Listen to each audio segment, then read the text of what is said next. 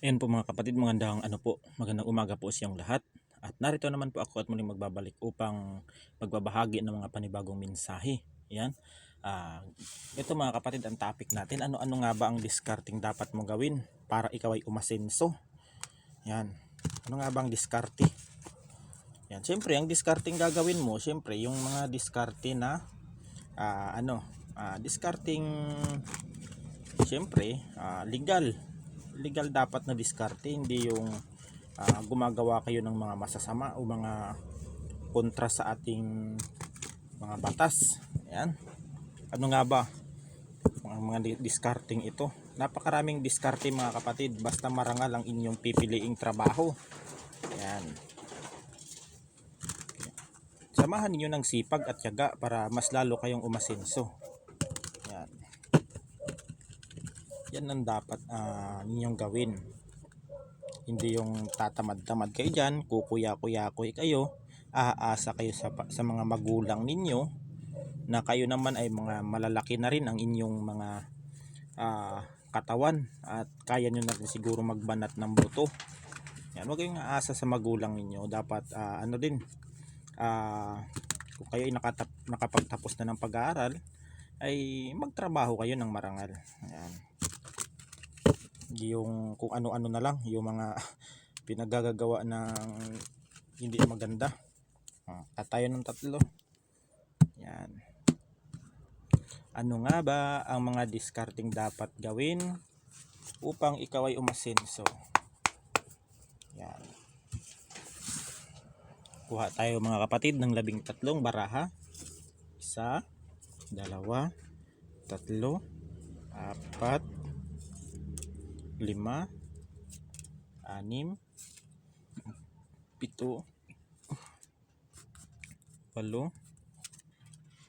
10, 11, 12, 13, 14, 15, 16, baraha. Ano nga ba ang mga discarding dapat mong gawin?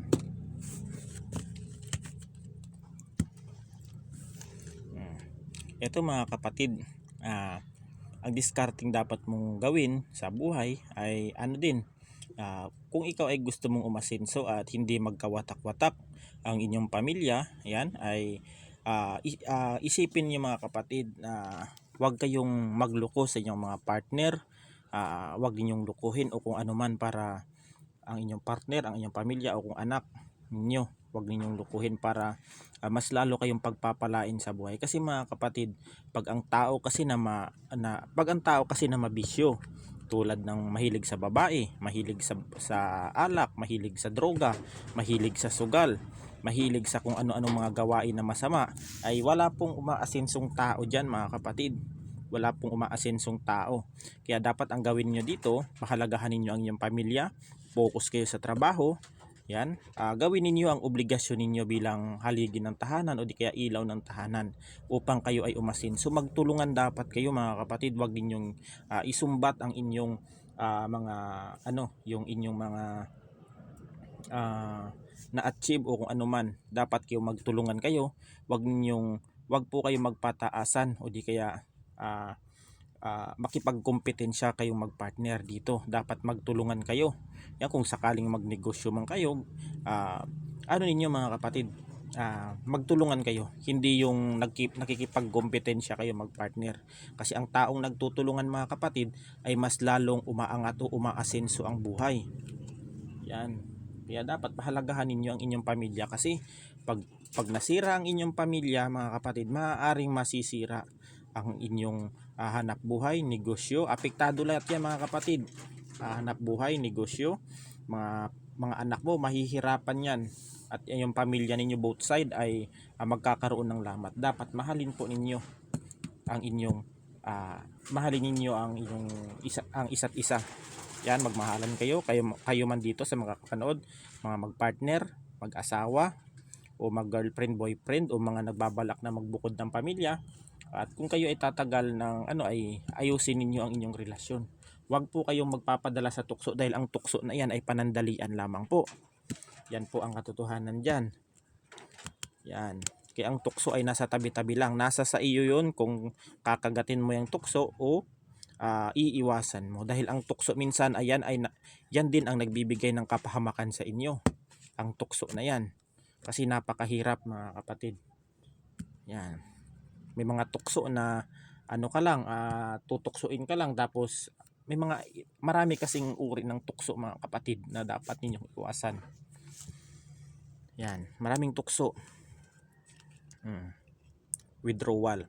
Ang ano nyo dito mga kapatid, yung kayo man dito ay nabigo sa unang pagsubok mo dito. Kunyari ikaw ay nagnegosyo o nalugi, ay subukan mo muli magnegosyo ng iba.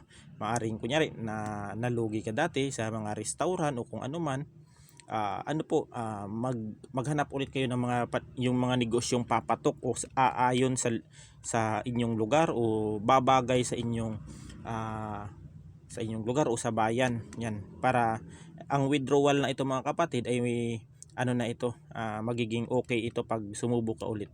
Kasi mga kapatid, pag ikaw po ay magninegosyo, dapat pag magnegosyo po kayo ay nasa mataong lugar. Doon po kayo dapat magnegosyo para yung inyong ang inyong mga kita ay mas lalong madami. Kasi kung magnegosyo ka sa walang katao-tao ay wala talagang bibili sa iyo doon.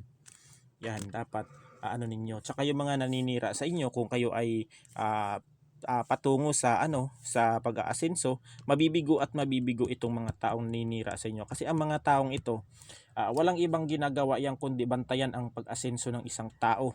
Ako curious yan, ultimo kapitbahay ninyo, ultimo kabilang barangay o kung ano man, kahit pamilya mo, naku curious yan. Kaya wag ninyong pansinin yan.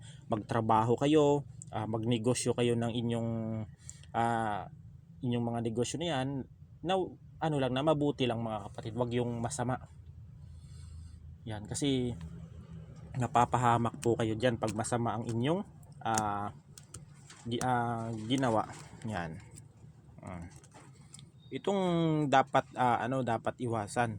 Meron dito mga nagnegosyo na sinumpa na dating may mga nagnegosyo dito na sinumpa ng mga taong kagalit, taong nainggit, taong hindi siguro pinahiram ng pera, taong nagkaroon lang ng lamat ang kanilang hindi lang nagkaroon ng maayos na usapan o di nagkaunawaan, nagkaroon ng sumpa dito. Sinumpa yung tao, kaya nagtataka yung iba, dati matumal naman yung benta ko, but ngayon ay ngayon ay namumudmud yung yung mga kabuhayan ko ay unti-unting nawawala. Dahil po yan mga kapatid sa sumpa yan. Kasi ang sumpa po madali pong ipataw yan, pero mahirap pong baklasin yan. Di po nababaklas ng isang beses yan. Kaya ito yung ginawa sa inyo mga kapatid. Sinumpa, mayroon dito may nakikita ko mga may negosyo dito na isinumpa. Na marami kasing klaseng sumpa mga kapatid, kung tutuusin. May sumpa na ikaw magkakasakit, may sumpa na ikaw ay gagapang sa hirap, may sumpa na malulugi ang negosyo mo. Napakarami mga kapatid. May sumpa na may sumpa na may sumpa na magkakasakit ka. Yan, may sumpa na magkakagulo kayo ng inyong pamilya, magkakawatak-watak, hindi kayo nagkakaunawaan, may sumpa nagsisiraan kayo. Maraming sumpa mga kapatid. Kaya dito iwasan ninyo ito mga kapatid. Ibabaklas ninyo sa mga dating nalugi diyan, para tuloy-tuloy na ang pag-asenso ng inyong ang inyong negosyo.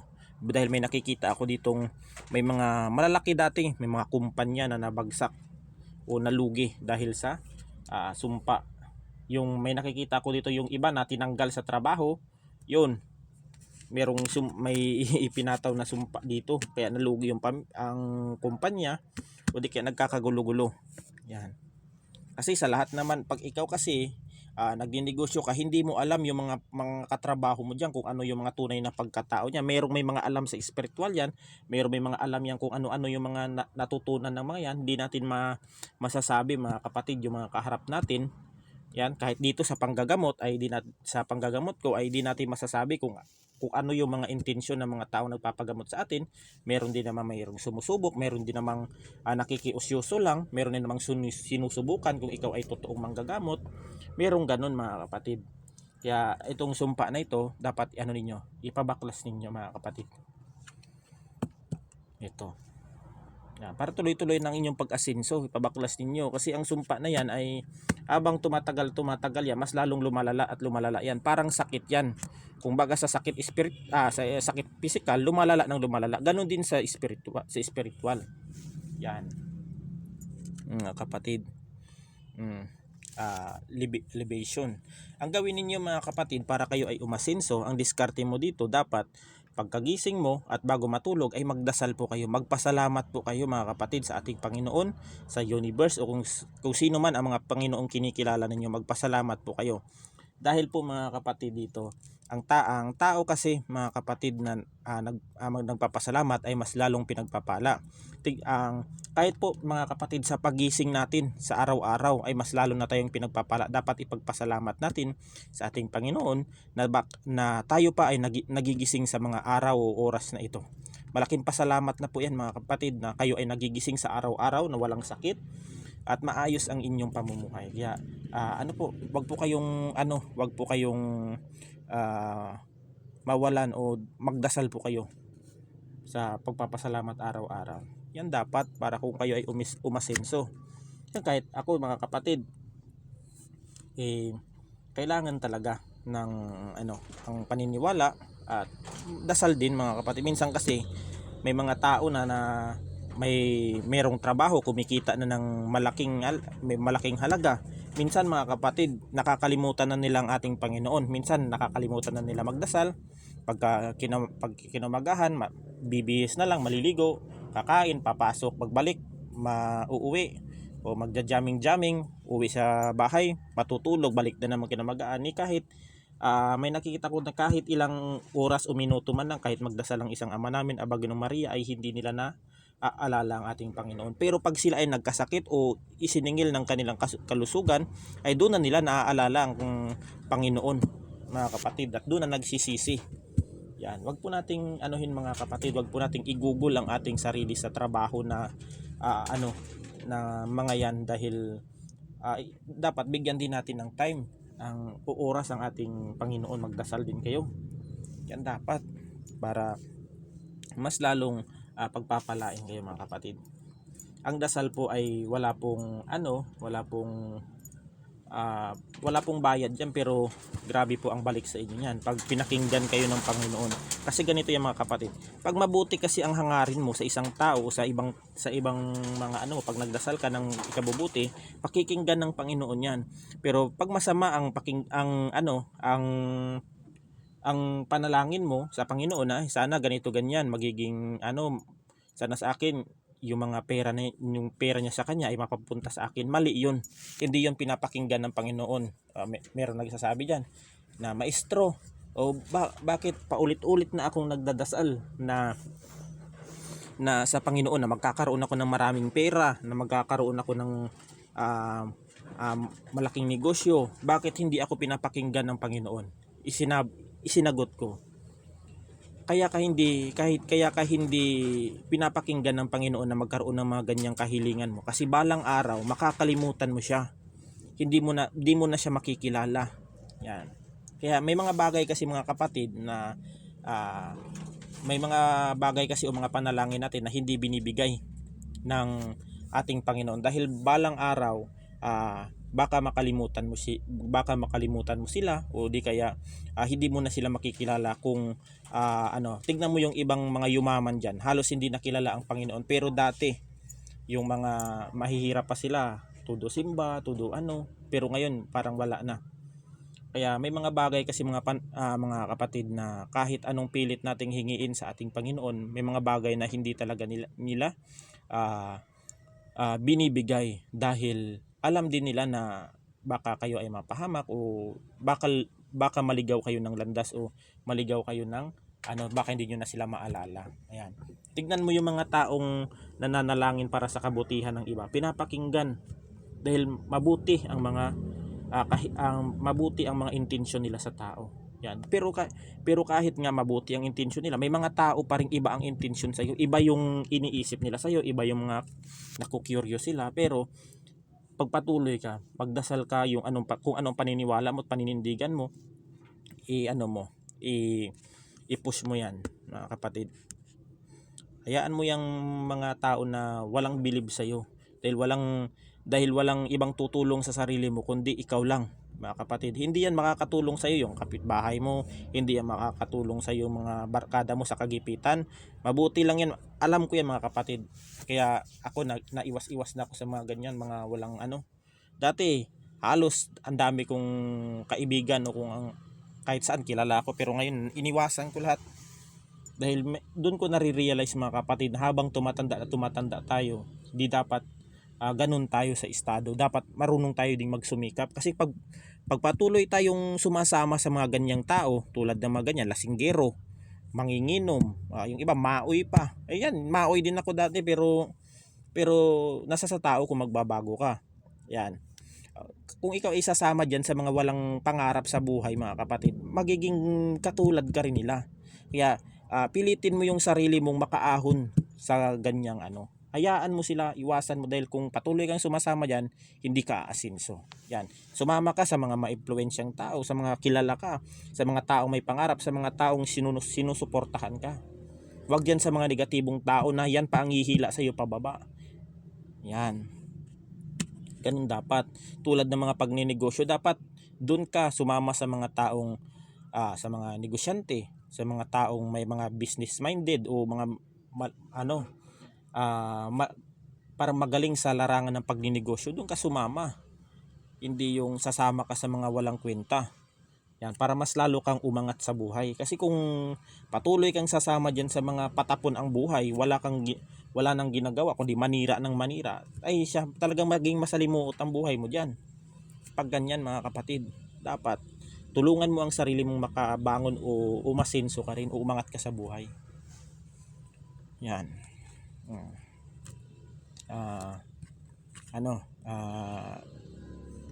May marionette. Yan. Ito, ang dapat gawin ninyo, mga kapatid, para kayo ay umasenso wag po kayong makinig sa mga sabi o sulsul ng iba. Gawin mo kung ano yung nararapat, kung ano yung mga nasa isip mo o sa mindset mo, ay gawin mo. Wag po kayong magpapakontrol sa iba, dahil yung mga ganyang taong manipulative, mga mahilig manipula, yan yung mga taong hindi sang-ayon sa mga plano mo sa buhay, na ayaw kang umangat. Kasi pag alam kasi nila yan, mga kapatid, na ikaw ay siguro tama, siguro itong tao na ito sa mga plano na ito, pag ito'y ginawa niya, magiging asinsado ito. Kaya yung mga negatibong tao nag-a-advise yan ng mga negatibo, ganito ganyan, malulugi ka rin ng ganyan. Kaya minsan ay napipigilan kang umangat, kasi nga yung mga taong nasa paligid mo ay hindi ka sinusuportahan, na imbis nga na ikaw ay i-comfort nila o suportahan sa mga ginagawa mo, dina-down pa nila o niwawalan ka ng gana sa kanila. Pinapawalan ka ng gana. Yan. Para hindi na lang siguro ako magninegosyo, ganun. Idiretso mo, mga kapatid, para ikaw ay umasenso. Yan. Yan. Kung ano mga pangarap mo, diskarte mo sa buhay, kung ano yung pamamaraan mo para ikaw ay umasenso, ay tuparin mo, mga kapatid. Kilusan mo dapat, hindi yung tatamad-tamad ka dyan, kukuya-kuya-kuy ka, aasa ka sa magulang mo. Kilusan mo, mga kapatid. Ipakita mo sa mga tao na kaya mo. Yan. At saka yung kung ano yung mga trabaho na nais mo, o di kaya kung ano yung mga trabaho na yung tinatawag na paborito mong trabaho, o kung sang-ayon ang iyong skills diyan, ay tuparin mo, mga kapatid. Yan, ang experience ang magpapayaman sa iyo sa trabaho, hindi katamaran, hindi pag-aasa sa ibang tao, hindi pag-aasa sa magulang. Tulungan mo ang sarili mo. Yan, wag kang aasa, dahil ang magulang natin, mga kapatid, ay hindi habang buhay na andyan yan sa ating tabi. Yan, ay paano pag nawala ng ating mga magulang, o ikaw ay hindi ka naman lang nakaranas ng kung anumang hirap, kawawa, tulad ng mga mayayaman na tulad ng mga dating mayaman na naging mahirap. Ayan. Tignan mo yung mga ano nila. Wala silang nararating. Dapat yung mga tignan mo yung mga ano, yung mga taong naging mahirap tapos naging mayaman. Kasi sila yung taong dumaan sa hirap kaya iniisip nila o nagpupursige silang magtrabaho o umangat sa buhay. Yan. Kasi yung masaklap lang mga kapatid, yung mga taong biglang ang dating mayaman tapos naghirap, yan ang ano, yan ang mahirap sa kanila. Dahil wala silang alam na trabaho kundi umaasa lang. Dapat diyan na sa mga mahihirap, may mga nakikita ako dito na dating naging grabe ang mga naranasan nila sa buhay, talagang sinubok sila ng Panginoon, nagsumikap sila, ginapang nila sa hirap ang kanilang ang kanilang buhay, ginapang nila, nagtrabaho sila at nakipagsapalaran, yan, umangat sila at umasenso, yan, dahil may mga bagay kasi mga kapatid na binibigyan tayo ng Panginoon ng pagsubok para darating ang araw maaabot mo at mararating mo ang tagumpay na yon. Kaya may maraming tao na umasenso dahil sa kanilang pagsusumikap. Yan. Kahit nga nagsumikap ang tao, gagawan pa ng hindi maganda. May mga issue pa nga diyan na hindi maganda eh. Dahil yan sa inggit at mga utak talangka ng mga taong hindi nag-asenso sa buhay. Dahil yung mga yan ay walang problema, diyan lang, patambay-tambay lang, pakuya-kuyakoy, lang yung mga yan, pasarap buhay. Yan. Kaya kung ano yung mga yung mga diskarte mo para ikaw umasenso, tuparin mo mga kapatid. Yan, huwag kang magpapakontrol sa mga negatibong tao para mas lalo kang umasenso, kasi yung mga negative niyan mga kapatid, pag ikaw kasi mga kapatid ay inadvise ng negative, magiging negative ka rin, magiging negatibo din ang isipan mo. Mag-iisip ka na mag-iisip hanggang sa maging negatibo. Kasi ang mga kapatid, ang mga negatibo kasi mga kapatid ay parang sakit din yan. Pag ikaw ay sinabihan ng negatibo, iniisip mo 'yon, magiging negative din ang isip mo. Parang mga kapatid, yung chismis. Yan. Ang chismis kasi mga kapatid ay parang sakit yan, kumakalat yan. Ganun din ang mga negatibong pag-iisip. Kunyari yung negatibong tao na yun, sasabihan ka ng negatibo, magiging negatibo din ang isip mo. Kasi nahawa ka na eh. Parang sakit yan mga kapatid. Pero kung ikaw ay may healthy ka, malusog ang inyong kaisipan at hindi ka basta-basta maluko o may sarili kang desisyon, ay hindi ka ganyang tao. Yan. Wag po tayo basta-bastang maniniwala sa mga negatibo. Dapat suriin din natin kung totoo ba yung pinagsasabi niyan, kung yan ba ay gawa-gawa lang. Kasi may mga ganyang tao mga kapatid, gagawa lang ng kwento para siraan ng isang tao dahil sa inggit sila, dahil sa galit, dahil nag-away lang, kaya ginawan ng mga kaya wag po tayong basta-basta maniniwala sa mga ganyang mga utak talangka yan mga yan. Kaya dapat din tayo, magiging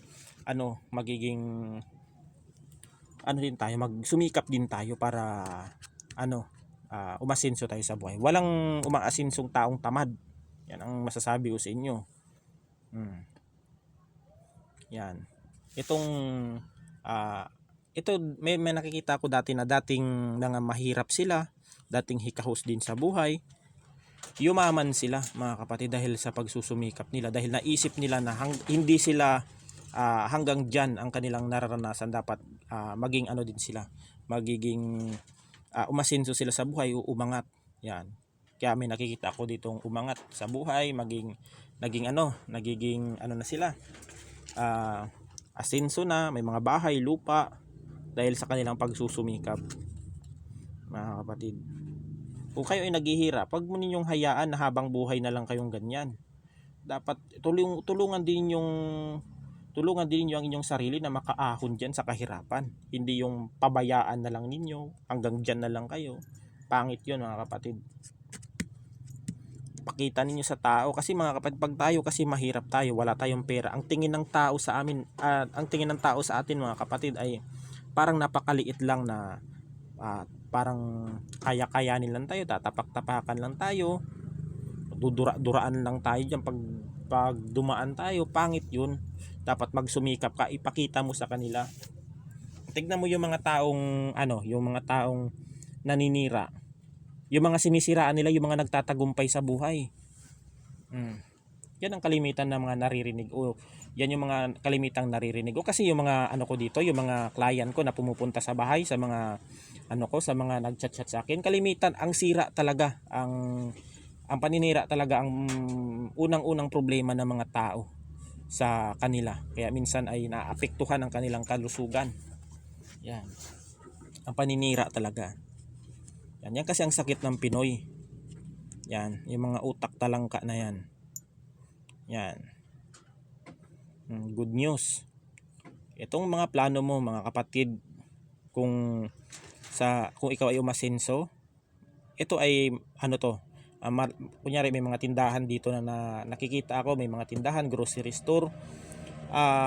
Itong good news na sa inyo. Papatok yung mga paninda ninyo dito. Mga paninda ninyo o mga binibenta ninyo mga produkto, papatok ito. Ito yung good news. May mga good news na mapopromote yung mga product ninyo. Yan yung mga good news. Kasi mga kapatid, mas maganda kasi na mas maganda na pag ikaw ay magninegosyo tulad ng mga karinderya, dapat sa mga mataong lugar po kayo, sa mga tindahan, dapat sa mga mataong lugar tulad ng mga sa mga munisipal, sa mga malapit sa bayan, mga kapatid, diyan kayo ng negosyo. Di yung magtatayo kayo ng tindahan sa wala man lang katao-tao. Sino bibili sa inyo doon? Dapat sa mga sa mga mataong lugar dapat kayo. Yan. Para mas lalong mabenta tulad ng mga ulam. Yan, malapit kayo sa mga matataong lugar. Kasi pag nagugutom ang mga tao, diyan sila kakain.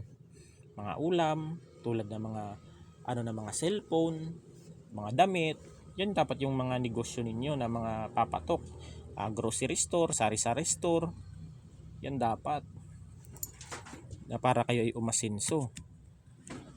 Gagawa kayo ng mga product na galing sa inyo at papatok naman sa mga taong mga naniniwala at okay naman yung product ninyo, ay bibili talaga yan. Huwag kayong panghinaan ng loob dito, mga kapatid. Huwag kayong panghinaan ng loob. Dapat dito ay lakasan ninyo para kayo ay umasenso o magtagumpay. Huwag kayong maniniwala sa mga pagda-down sa inyo o ikaw ay hindi nirerespeto o ano man. Hayaan ninyo. Huwag kang malungkot dito dahil pag natupad mo ang inyong pangarap dito, yan, kikilalanin ka ng mga taong nasa paligid mo. Kasi mga kapatid, ang tao kasi ngayon nakabase sa estado at pera mo. Yan, pag wala kang pera, hindi ka mahal ng tao. Wala, ang tingin ng tao sa iyo parang lang. Kasi kasi sa panahon ngayon sa pera nakabase ang mga tao ngayon. Pag mapera ka, yan ang mahal ka ng mga tao, talagang sasantuhin ka nila, gagalangin ka kasi ang pera kasi dito sa atin sa ibabaw ng mundo ay talagang parang most powerful kasi, makapangyarihan ang pera. Kaya lahat kayang bilhin ang buhay, kayang lahat ang bagay na bibili ng pera. Kaya sa panahon ngayon ay maraming tao ang dinodiyos ang pera. Yan. Nakalimutan na. Readiness mga kapatid, dahil pupunta ka na sa sa pag-asenso. Readiness. Yan. Kung kayo ay may mga naipon na mga malalaking pera na, mag-invest kayo, magnegosyo kayo mga kapatid, para yung pera ninyo ay umiikot-ikot lang. Parang paikot-ikot lang yung pera ninyo. Hindi yung gastos kayo ng gastos tapos pag wala ng pera, wala kang mapagkukunan kasi naubos na. Dapat may negosyo kang nagkikitaan dapat na parang niro-rolling mo lang yung yung budget mo o di kaya ang puhunan mo mga kapatid. Robbery. Yan sa mga umasenso na dito o may kaya na sa buhay, mag-ingat po kayo mga kapatid, baka kayo ay manakawan dito. Manakawan o planuhing pasukin ang inyong bahay dyan na mayroong mga alahas, pera o anuman, o kung ano man ang mga intensyon ng mga magnanakaw na yan, ay mag-ingat po kayo mga kapatid, dahil ang mga tao kasi mga kapatid, kung ano yung mga intensyon yan o balak niyan, kukunin nila yan, lalo't lalo na pag importanteng bagay. Yan, may mga taong ganun mga kapatid na aali-aligid sa bahay ninyo o kung ano man. May mga ano yan, may mga intention yan mga yan. Depende na lang kung ano mga kapatid, aali-aligid yan. Kaya dapat marunong din kayong ano, kunyari pupunta-punta sa bahay ninyo, marunong din kayong dapat makiramdam kasi ang mga taong yan, hindi yan pupunta sa isang bahay ninyo kung walang intensyon at kung walang kailangan. Yan. Kasi may mga ganyan, may pumupunta, nagmamasid-masid, tapos di natin alam kung ano yung mga plano niyan. Kasi ang mga tao kasi ngayon mga kapatid, marami kasing mapagpanggap na tao. Yan, maraming mapagpanggap, mapanlinlang na tinatawag. Kaya dapat mag-ingat tayo mga kapatid sa mga may mga negosyo diyan, sa yung mga taong mapera, ay itago po ninyo ang inyong mga mahalagang bagay tulad ng mga dokumento, papeles, pera, alahas. Itago po ninyo sa safety lugar dahil baka kayo ay looban ng mga magnanakaw, dahil ang mga magnanakaw ay walang sinasanto yan, mapamahirap, mapamayaman. Pangalawa yan sa uri ng mga kriminal, yung mga magnanakaw na yan. Yan, kung lumaban man yung ano, yung taong nasa loob na ninakawan nila, gagawa nila ng masama yan, maaring sasaktan nila. Pangalawang uri ng mga kriminal yung mga magnanakaw na yan. Kaya dapat wag po tayong magtitiwala dahil hindi lahat ng nasa paligid natin ay totoo ang intensyon. Yan. Kung ano yung mga turo ng mga taong ano mga kapatid, kung ano yung mga turo ng mga taong nagmamalasakit sa iyo o para sa ikabubuti mo, ay ano ninyo mga kapatid, ano ninyo, i-claim ninyo ito mga kapatid para sa ikakaunlad ninyo. Yan, wag po kayong makinig sa mga turo ng mga negatibo, ay wala pong patutunguhan yun. Dapat yung mga ano mo, yung mga turo sa iyo ng mga nagmamalasakit sa inyo ay gawin po ninyong aral ito at inspirasyon. Yan. Huwag kang malito mga kapatid. Huwag kang malito sa mga bagay-bagay na upang ikaw ay umasenso. Kung alam mong tama ang inyong piniling negosyo at wala ka namang ginawang masama o inaapakang tao, pwede mong i-push yan mga kapatid. Pwede mong aasenso at aasenso ka diyan. Wag ka lang mga kapatid na wag ka lang magpapaapekto sa mga sira-sira ng tao, sa mga kung ano-ano yung mga binabatong mga negatibong salita sa iyo. Magpatuloy ka mga kapatid. Magpatuloy ka kasi kung pakikinggan mo yung mga yan, ibig sabihin apektado ka sa mga sinasabi nila. Hayaan mo sila. Yung mga taong iyan hanggang sira lang yan mga kapatid. Yung mga taong iyan hanggang paninira lang ang alam niyan. Wala yang alam sa pinagdaanan mo, sa sa nangyari sa buhay mo. Yung mga yan ay gusto lang ng mga yan ay may maano lang, may mga tinatawag na may masabi lang sa ibang tao. Yan, tinatawag na may masabi lang. Yan. Kasi mga kapatid, ngayon marami na ngayong maganda lang magsalita pero parang ano lang, dadaanin ka lang sa matatamis na salita. Wag po kayong basta-basta maniniwala sa mga matatamis na salita para makuha ang loob ninyo. Yan. Yan dapat marunong ka din kumilatis o ng tao. Yan. Dahil pag ay mahirap 'yun. Yan mga kapatid. Yan ang inyong mga discarding dapat ninyong gawin. Tuparin ninyo, kilusan ninyo, gawin ninyo ang inyong lahat na makakaya upang kayo umasenso. Huwag po kayong makinig sa mga negatibong tao. Kung kayo man ay umasenso, tumulong rin kayo sa mga mahihirap para mas lalo kayong pagpapalain. Ayun lang mga kapatid, at hanggang dito na lang at God bless us all. Ingat tayo palagi.